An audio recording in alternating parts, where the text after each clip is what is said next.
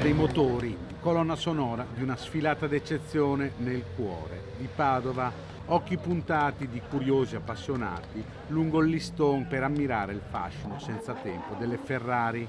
Per i 125 anni di ACI Padova, secondo automobile club d'Italia, grande festa con un bellissimo regalo, il passaggio della Ferrari Cavalcade. Oggi noi celebriamo i 125 anni dell'Automobile Club, il secondo club motoristico più antico del mondo, un mese e mezzo dopo Torino, soci fondatori dell'ACI nazionale e della FIA ovviamente.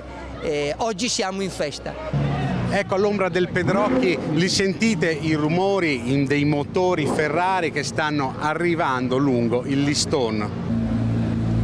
Il corteo di bolidi con 125 vetture del cavallino rampante ha fatto tappa anche a Padova attraversando il centro storico della città. Per l'occasione sono arrivati i proprietari da tutto il mondo. You are a Ferrari owner? Yes, right. And you came from Japan? Yes, Japan. I transfer from Japan this car. So we're from England, UK. Le auto sono state ammirate durante la sosta sotto Palazzo Moroni anche dal sindaco di Padova. È una bella cosa, la gente sta apprezzando moltissimo.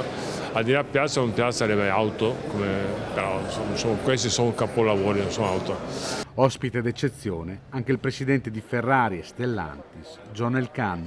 Felici di essere in Veneto, felici di essere a Padova con i nostri clienti che vengono da tutto il mondo di Ferrari e l'accoglienza è sempre fantastica.